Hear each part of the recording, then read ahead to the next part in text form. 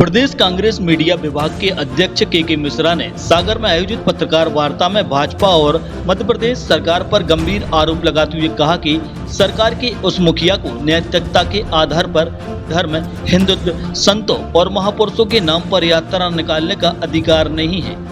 जिस सरकार पर विकास कार्यों और सामाजिक समरसता को ध्वस्त करने और 50% कमीशन के आरोप साबित हो चुके हैं। प्रधानमंत्री नरेंद्र मोदी के सागर दौरे के ठीक पहले के मिश्रा ने सागर पहुंचकर पत्रकार वार्ता को संबोधित किया। के मिश्रा ने प्रदेश के मुख्यमंत्री शिवराज सिंह समेत स्थानीय मंत्रियों के भ्रष्टाचार के मामले में भी जमकर हमला बोला। उन्होंने कहा कि मध्य प्रदेश कानून व्यवस्था की दृष्टि से बद से बदतर राज्य के रूप में अपनी सहभागिता दर्ज करा चुका है। एनसीआरबी के तमाम आंकड़े कांग्रेस के इस आरोप को साबित करने के लिए पर्याप्त हैं।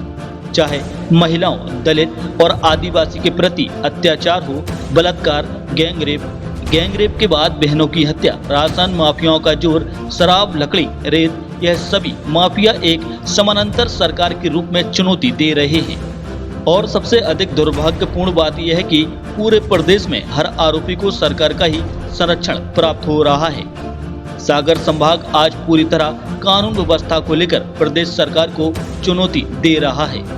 जिस तरह के अपराध यहाँ राजनीतिक आधार पर पनप रहे हैं और सरकार से जुड़े मंत्रियों, विधायकों और भाजपा नेताओं का उन्हें संरक्षण प्राप्त हो रहा है। ऐसे आरोपियों को न्यायपालिका द्वारा दंडित करने के पहले प्रदेश के गृह मंत्री नरोत्तम मिश्रा क्लीन चिट देकर अपराधियों का उत्साहवर्धन कर रहे हैं। रविदास जी के मंदिर बनाने की बात की जा रही है। 4 महीने में क्या मंदिर बन जाएगा रविदास जी का? 18 सालों में क्यों नहीं बना? और यही शिवराज सिंह जी हैं जो मंदिर के नाम पर वोटों की फसल काटते हैं। 10 साल पहले जब लंका गए थे तो लंका में कहकर आए थे कि मैं सीता माता का मंदिर बनाऊंगा। कहाँ है वो सीता माता का मंदिर? तो ये फरेब इस सागर की सरजमी पर मुख्यमंत्री फिर कर रहे हैं कि मैं रविदास जी का मंदिर बनाऊंगा। रविदास जी का भव्य मंदिर बनेगा, उसका भूमि पूजन शिलान्यास माननीय कमलनाथ जी करेंगे और इतना भव्य मंदिर होगा कि जिस तरह छिंदवाड़ा में 15 साल पहले माननीय कमलनाथ जी ने हनुमान जी के मंदिर बनाया है, उसी के अनुरूप माननीय रविदास जी का मंदिर कमलनाथ जी ही बनाएंगे।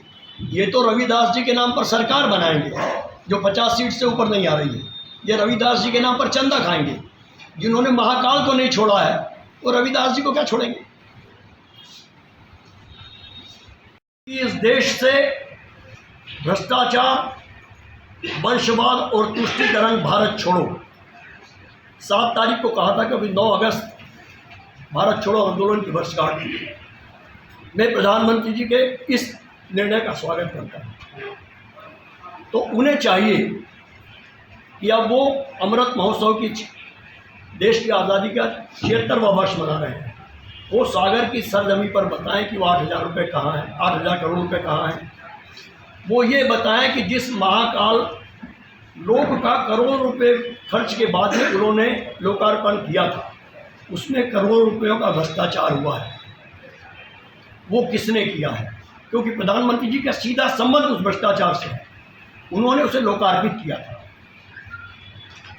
प्रधानमंत्री जी यह बताएं कि भ्रष्टाचार को मिटाने के लिए, उसके सबूतों को मिटाने के लिए मध्य प्रदेश के सतपुड़ा भवन में जो प्रायोजित आग लगाई गई है,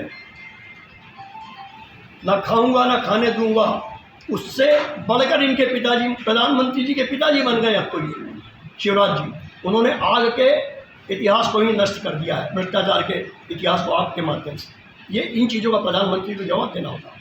90 अरब रुपयों का इस देश में लाखों नौजवानों के साथ उनकी ज़िंदगी में अंधेरा परोसने वाला व्यापम घोटाला हुआ है, जिसमें मुझे शिवराज सिंह चौहान ने 2 साल की सज़ा करवाई थी।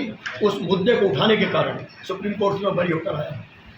उस पर आज तक प्रधानमंत्री जी जो भ्रष्टाचार भारत छोड़ो का नारा दे रहे हैं, उस पर प्रधानमंत्री जी ने 2013 में घोटाला हुआ था, 14 में हुआ था, 23 तक एक भी शब्द क्यों नहीं बोला? क्या वो उल्लेख कर सकते हैं रविवार को? तो क्या पीएनटी घोटाला, पीएससी घोटाला, व्यापम घोटाला, डंपर घोटाला ये प्रधानमंत्री जी के नॉलेज में नहीं है? तो भारत किसे छोड़ना चाहिए? मध्य प्रदेश किसको छोड़ना चाहिए? शिवराज सिंह चौहान को, प्रधानमंत्री जी को, या भ्रष्टाचार और वंशवाद? मैं प्रधानमंत्री जी से पूछना चाहूँगा और मैं चाहूँगा कि इस सरजमी पर वे कांग्रेस के इन आरोपों का हिसाब दें। 50% कमीशन खाने वाली सरकार के मुखिया को धर्म, हिंदुत्व, संत और महापुरुषों के नाम पर यात्राएं निकालने का अधिकार नहीं है, न नैतिक न संवैधानिक। करोड़ों रुपए, अरबों रुपए डकार गए और ईमानदार बन रहे हैं। लोकतंत्र में आपकी कलम भी बहुत मजबूत कलम है। आपने विश्व के किसी भी देश में यह नहीं देखा होगा कि सत्ता का मुखिया विपक्ष से कह रहा है कि आप 15 माह का जवाब दें, 18 साल का जवाब नहीं देंगे। आप सरकार के मुखिया हैं। यदि आप विपक्ष के नेता होते तो आप हमसे पूछ सकते हैं। यदि कमलनाथ जी की सरकार, जिस पर एक नए पैसे का आरोप नहीं है, उन कमलनाथ जी से अभिशाप क्या है? कमलनाथ जी ने एक नए पैसे का भी यदि भ्रष्टाचार किया होता तो शिवराज सिंह जी अभी तक तो आप कमलनाथ जी को जेल भिजवा दिए होते।